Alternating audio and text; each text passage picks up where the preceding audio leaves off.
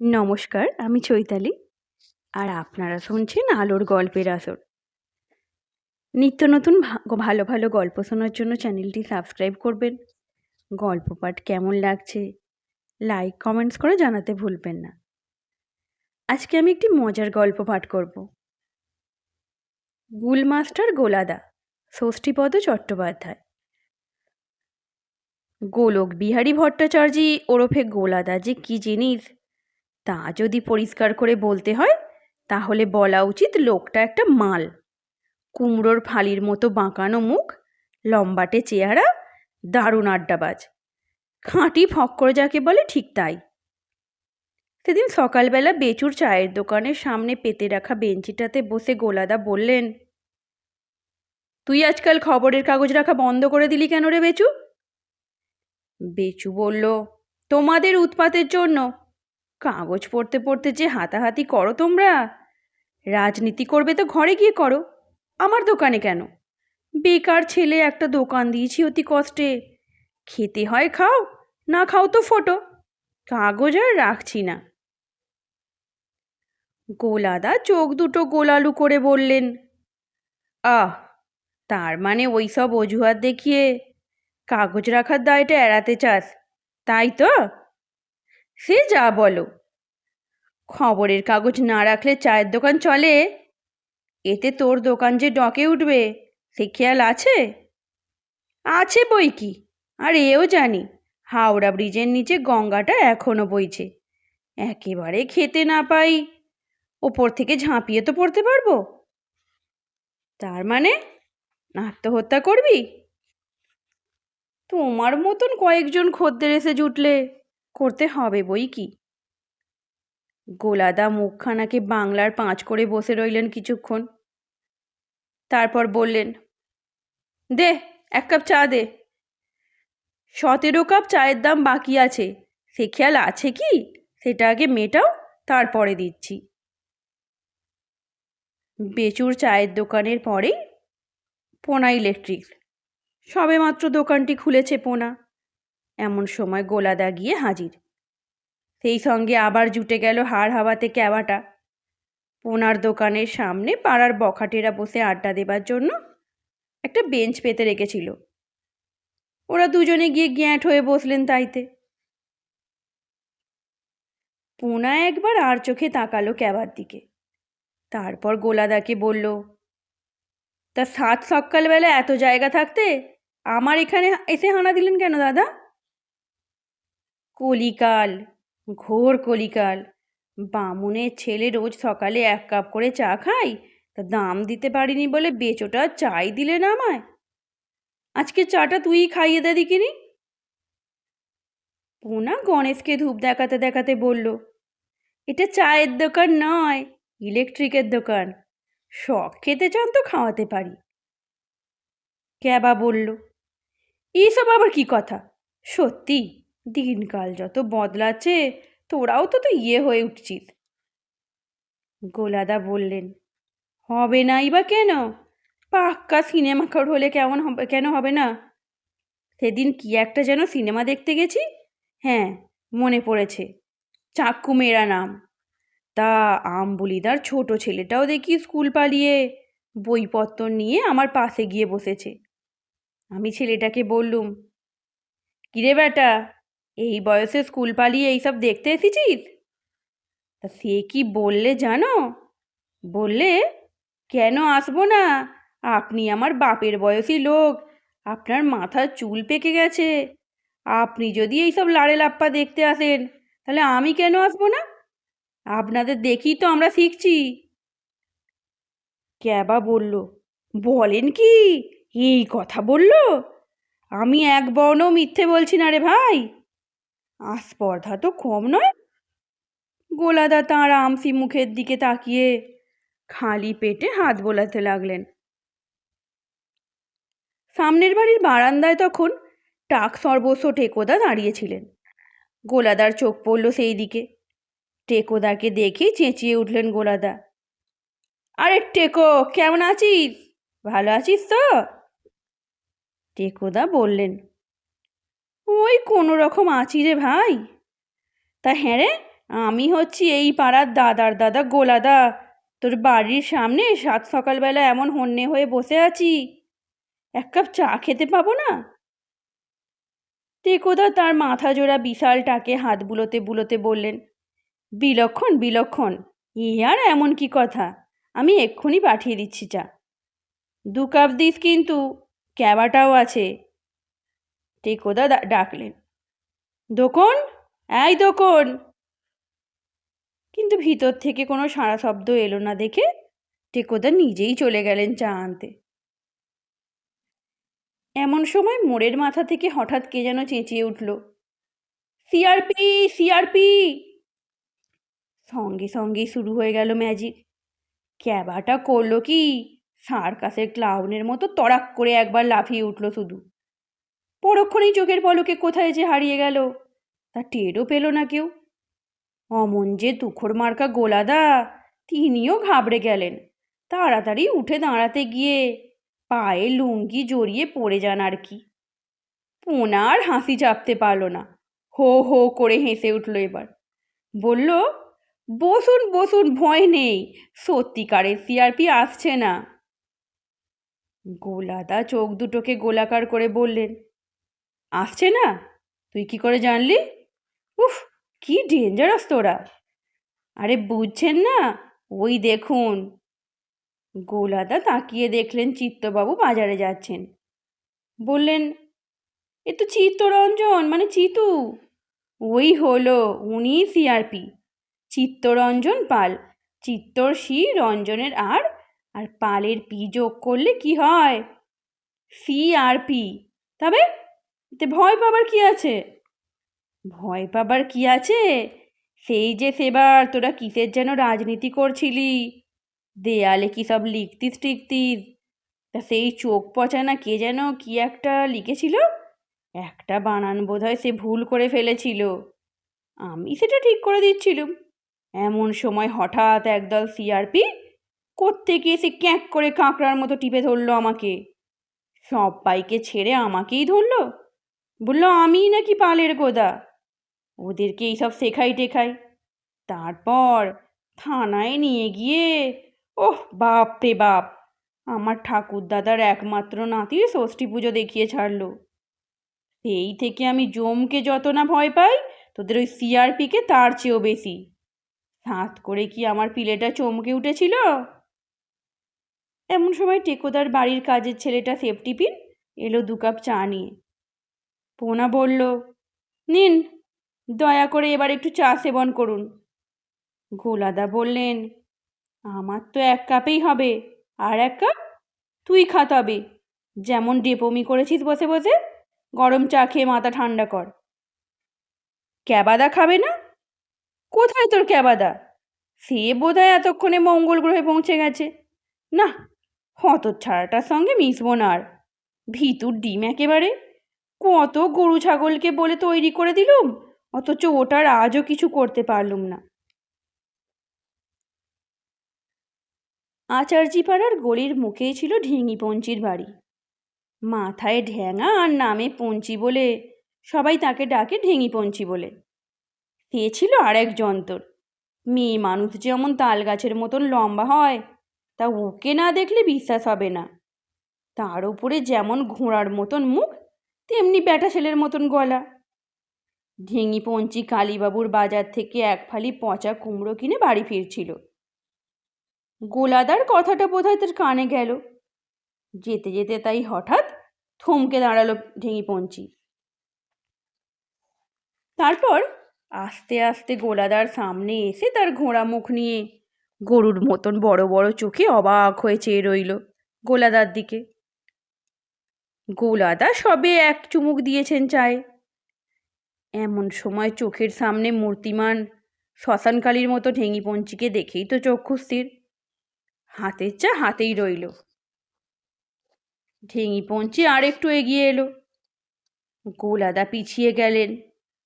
এবার আর চোখে পোনার দিকে তাকিয়ে বললেন, ওরে, কার মুখ দেখে উঠেছিলুম রে আজ? সিআরপির ভাড়া তো কাটলো, কিন্তু এবার এই সাক্ষাৎ শ্মশানকালীর হাত থেকে কি করে রক্ষা পাবো রে? ঢেঙি পঞ্চি আরও এগিয়ে একেবারে মুখের কাছে মুখ নিয়ে এসে বলল, যা বলেছ ঠিক বলেছ তো? গোলাদা বললেন, হ্যাঁ হ্যাঁ ঠিক বলেছি। আমি কখনো বেঠিক বলি? যা বলেছি ঠিকই বলেছি। আজ আর আমার পরিত্রাণ নেই।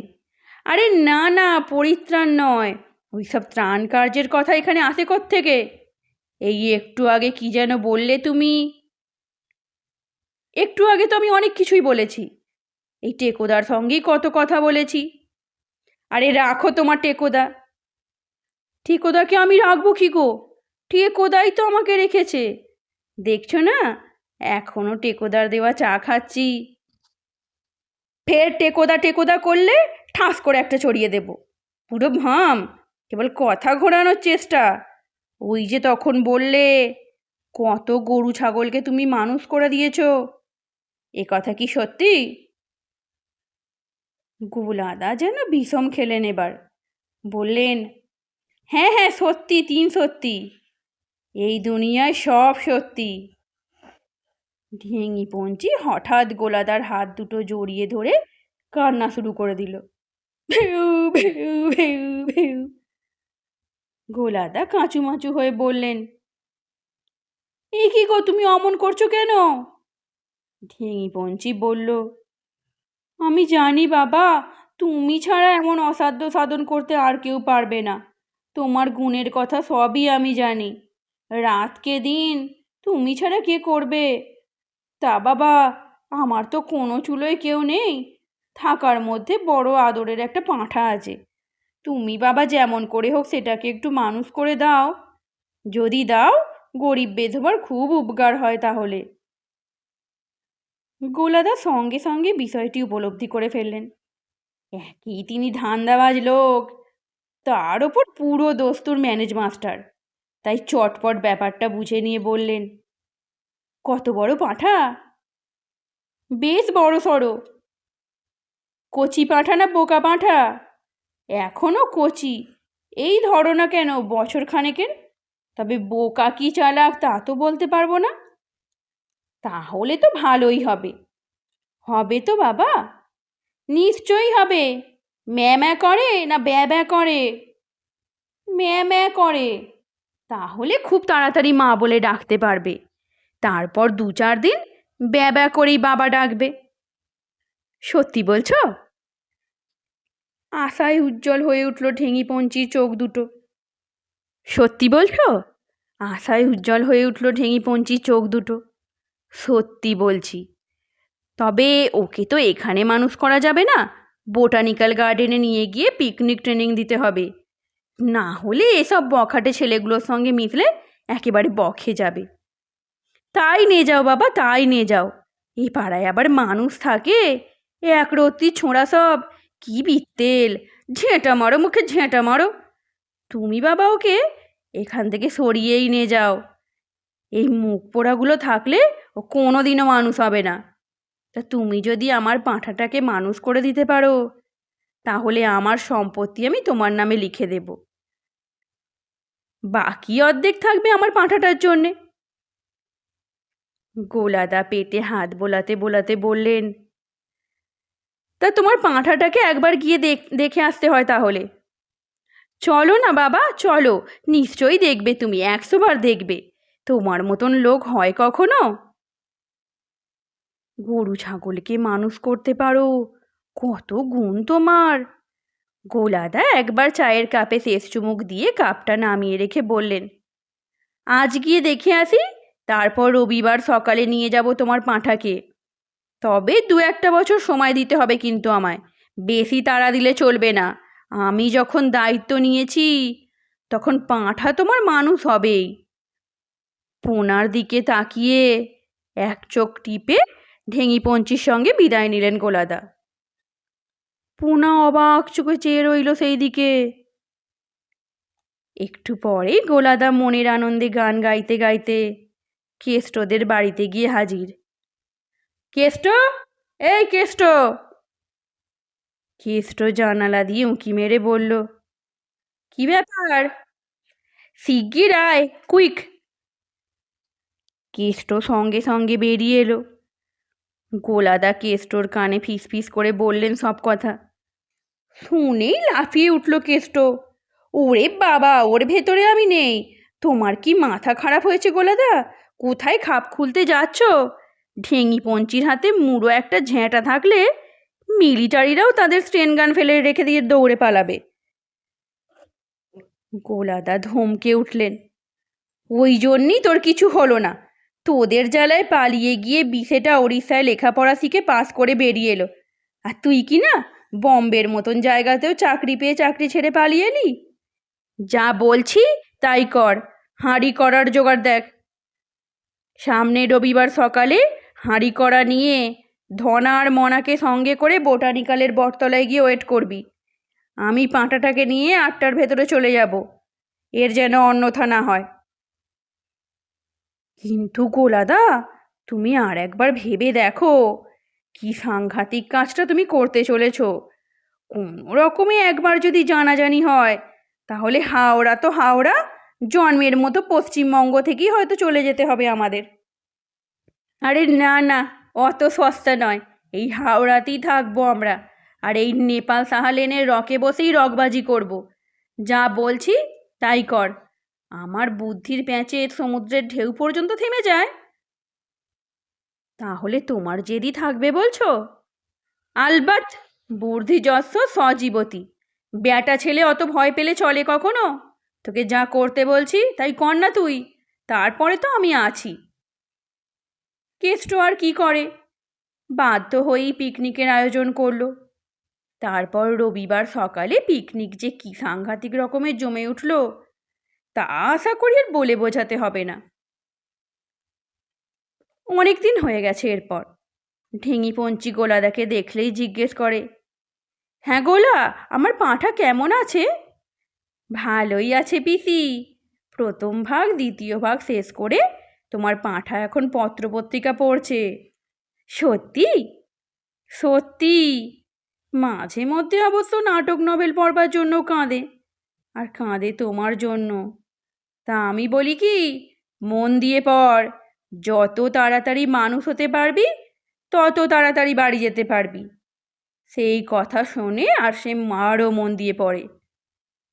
তাই নাকি, তাই নাকি? আহ্লাদে ভরে ওঠে ঢেঙি পঞ্চি। একদিন গোলাদা হঠাৎ ঢেঙি পঞ্চিকে ডেকে বলে উঠল, ও পিসি, এদিকে এসো, এদিকে এসো। শিগগির এক বাক্স সন্দেশ এনে খাওয়াও দেখি। ঢেঙি পঞ্চি দৌড়ে এসে বলল, কেন গো কেন? কোনো ভালো খবর আছে বুঝি? তোমার পাঁঠা ফার্স্ট ডিভিশনের লাস্ট ক্লাস ফার্স্ট হয়েছে। ঢেঙি পঞ্চি লাফিয়ে উঠল, উমা সে কি গো? হ্যাঁ, জয় মা বেগরে, শেতলা মায়ের জয়, জয় শেতলা মা। সত্যি পাস করেছে? সত্যি না তো কি মিথ্যে? ঢেঙি পঞ্চি তাড়াতাড়ি 5 টাকার সন্দেশ কিনে এনে খাইয়ে দিল গোলাদাকে। গোলাদা সন্দেশ খেয়ে ঢেঁকুর তুললেন। হ্যাঁ, দেখে শুনে কেষ্ট বলল, তুমি কি আরম্ভ করেছো গোলাদা? এটা কিন্তু তোমার বড্ড বাড়াবাড়ি হয়ে যাচ্ছে। গোলাদা ধমকে উঠলেন, তুই থাম, মেলা ফ্যাচ ফ্যাচ করিস না। মাঝে মাঝে এরকম ছাড়তে হয়। পাঁঠাটাকে উদরস্থ করেছি, এবার কোনো রকমে বুড়ির সম্পত্তিটা হাতাতে পারলেই কেল্লা ফতে। এইভাবে আরও কিছুদিন যায়। কিছুদিন মানে প্রায় 2-3 বছর কেটে যায় এইভাবে। ঢেঙি পঞ্চিকে রোগে ধরল, শরীর ভেঙে পড়ল। একদিন ঢেঙি পঞ্চি এসে ধরল গোলাদাকে। বাবা গোলক, গোলক বিহারী গোলা, আমার বড্ড মন কেমন করছে বাবা। গোলাদা চোখ দুটো কপালে উঠিয়ে বললেন, তোমার তো শুনেছি কোনো চুলোয় কেউ নেই, তাহলে কার জন্য মন কেমন করছে গো? আমার সেই পাঁঠাটার জন্যে। তা তো করবেই, তা তো করবেই। অনেক দিন দেখোনি তো। তুমি একবার তার সঙ্গে আমার শেষ দেখাটা করিয়ে দাও বাবা, আর আমি বাঁচবো না বেশি দিন। গোলাদা বললেন, তার সঙ্গে তো এখন দেখা হওয়াই মুশকিল। কেন বাবা কেন? আমার পাঁঠা কি মানুষ হয়নি? মানুষ হবে না কি গো, মানুষের মতো মানুষ হয়েছে।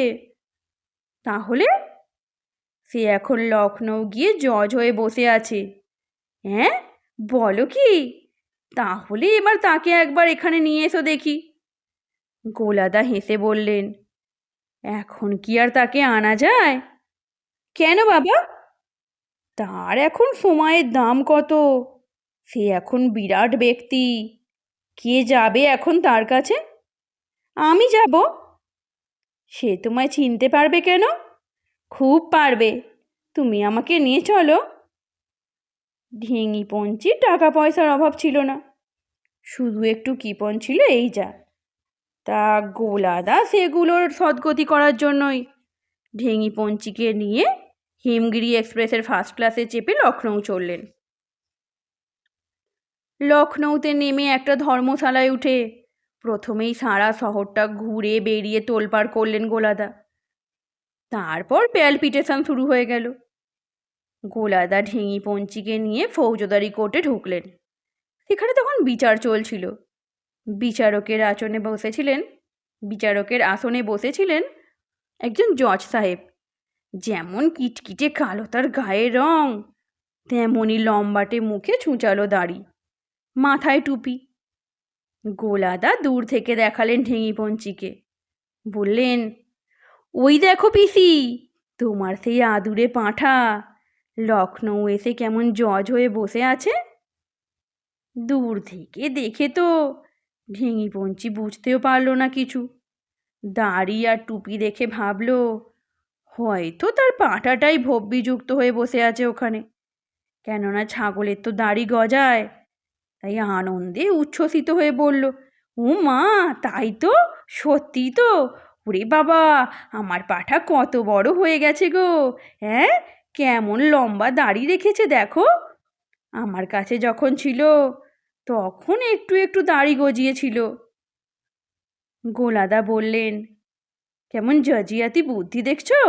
পাছে শিং দেখলে লোকে টিটকিরি করে, তাই টুপি পরে শিং ঢেকেছে মাথার। তবে বাবা, মুখখানা কিন্তু ঠিক সেই রকমই আছে, এক্কেবারে ছাগল মুখো।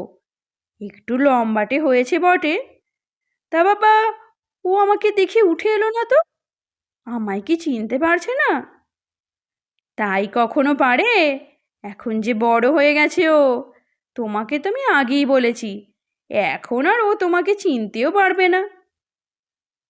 কিন্তু ও তো আমার দিকে ফিরেও তাকাচ্ছে না। তাকাবে তাকাবে, সময় হলেই তাকাবে। ঢেঙি পঞ্চি আর থাকতে পারল না, জজের দিকে তাকিয়ে বলে উঠল, কিরে, লেখাপড়া শিখে মানুষ হয়ে লখনৌ এসে জজ হয়ে তুই যে আর আমাকে চিনতেই পারছিস না? গোলাদা বললেন, সর্বনাশ, এসব কি বলছো গো? এটা আদালত, এখানে কথা বলতে নেই। চুপ। না, বলবে না। জজ হয়েছে বলে মাথা কিনে নিয়েছে মুখ পোড়া। জজ সাহেব তখন কটমট করে তাকালেন ঢেঙি পঞ্চির দিকে। নেহাত বাংলা বোঝেন না, তাই টেবিলের ওপর কাঠের হাতুড়ি ঠুকে বললেন, অর্ডার, অর্ডার। গোলাদা বললেন, দেখছো পিসি, তোমার পাঁঠা কেমন ইংরাজি বলছে। সত্যি তো, এই যে বিশ্বাস হচ্ছে না। তবে আমার নাম গোলক বিহারী। এ আমি স্বপ্ন দেখছি না তো বাবা? বলেই জজের দিকে চেয়ে আবার বলল, হ্যাঁ রে, আমাকে তুই চিনতে পারছিস না? সেই যে রে, তুই আনাজের খোসা খেতিস, খড়বিচুলি খেতিস, মুচমুচ করে কাঁঠাল পাতা চিবতিস। এখন যে দেখছি চা খেতে শিখেছিস বড়। তোর টেবিলে চায়ের কাপ রয়েছে দেখছি। জজ সাহেব তখন দারুণ চটে গেছেন ঢেঙি পঞ্চির ওপর। ওর কথা কিছুই বোধগম্য না হওয়ায় বললেন, এই, তুমি কন হো? গোলাদা বললেন, ওই দেখো, তোমার পাঁঠা এবার হিন্দি বলছে। সত্যি তো? তবে ও কেন আমাকে চিনতে পারছে না? আমি তো আগেই বলেছি পিসি, ও তোমাকে আর চিনতে পারবে না। বড় হয়ে গেলে কেউ কি আগের কাউকে চিনতে পারে? জগতের নিয়মই যে এই। ঢেঙি পঞ্চি তখন ঝুলি হাতড়ে কি যেন বের করলো। গোলাদা বললেন, ওটা কি? গোঁজ দড়ি। গোলাদার গলার স্বর বেঁকে গেল এবার। তার মানে? সেই ছাগল বাঁধা দড়ি আর খোঁটা, সেগুলো কি আমি ফেলেছি? আজও রেখে দিয়েছি বুকে করে। এতক্ষণ আমাকে চিনতে পারেনি, এবার এ দুটো দেখলেই চিনে ফেলবে। গোলাদা বুঝলেন এইবারই সত্যিকারের গোলমেলে ব্যাপারটা ঘটবে, তাই বললেন, বেশ করেছো, সঙ্গে এনে ভালোই করেছো। এবার তুমি এ দুটো দেখাও, আমি একটু বাইরে গিয়ে বসি, ভেতরে বড্ড গরম। তাই যাও, তোমাকে দেখেই ভয় হয়তো আমার কাছে আসছে না। হাজার হলেও তুমি ওর মাস্টার মশাই, তুমি বাইরে গেলেই আমার কাছে ছুটে আসবে ও। গোলাদা ঢেঙি পঞ্চিকে রেখে আদালতের বাইরে কেটে পড়লেন। ঢেঙি পঞ্চি তখন জজের দিকে আরও এগিয়ে গিয়ে সেই ছাগল বাঁধা দড়ি আর খোঁটাটা তুলে ধরে জজ সাহেবকে বলল, কী রে মুখ পড়া, এবার চিনতে পারছিস? সেই দড়ি, সেই খোঁটা, তুই আমার সেই পাঁঠা। মনে করে দেখ বাবা, মনে করে দেখ। জজ সাহেব তো ভয়ে লাফিয়ে উঠলেন চেয়ারের ওপর। ভাবলেন বুড়িটা বোধহয় সত্যিই ছাগল দড়ি দিয়ে তাকে বাঁধতে এসেছে। তাই ঢেঙি পঞ্চির কথা কিছু বুঝতে না পেরেও এবং তার সেই রকম সকম দেখে চিৎকার করে বললেন, এই, এ ক্যা করতা হ্যায় তুম? বলেই বললেন, कोई है, निकाल दो ये बुढ़ी को, मालूम होता है इनका हेड ऑफिस में कुछ गोलमाल है चुका। সঙ্গে সঙ্গে উকিল, মোক্তার বা অন্যান্য লোকেরা যে যেখানে ছিল সবাই ছুটে এসে হাঁটো হাঁটো করে ঢেঙি পঞ্চিকে বের করে দিল ঘর থেকে। ঢেঙি পঞ্চি বাইরে এলে গোলাদা বললেন, কি চিনতে পারলো? না বাবা, কি সব হিন্দি মিন্দি বলে বের করে দিল। তা না পারুক, তুমি আমার মানিক, আমার ধন, তোমার অসাধ্য যে কিছু নেই তা আমি আজ বুঝতে পারলুম। সেই পাঁঠা, তাকেও তুমি লখনৌ পাঠিয়ে জজ করে দিলে। তবু ভালো যে চরিত্রটাও ঠিক আছে, নইলে বিলেতে পাঠালে হয়তো মেম বে করে বসতো। যা বলেছ। যাক, মন কেমন করছিল দেখে গেলুম। আমার যা কিছু আছে সব তুমিই নেবে। এখন চলো, যাবার সময় একবার বাবা কাশী বিশ্বনাথের মাথায় একটু জল ঢেলে যাই। আমার মানসিক ছিল পাঁঠাটা মানুষ হলে বাবা বিশ্বনাথের পুজো দেব, সেটা দিয়েই যাই। গোলাদা বললেন, হ্যাঁ তাই চলো, শুনেছি কাশী খুব ভালো জায়গা, সেখানে নাকি ভালো ভালো রাবড়ি প্যাঁড়া পাওয়া যায়। এই বলে গোলাদা ঢেঙি পঞ্চিকে নিয়ে স্টেশনের দিকে এগিয়ে চললেন। রেডিওয় তখন একটা বিখ্যাত গান হচ্ছে, জব ছোড় চলে লখনৌ নগরী। আজকের গল্প এখানেই সমাপ্ত।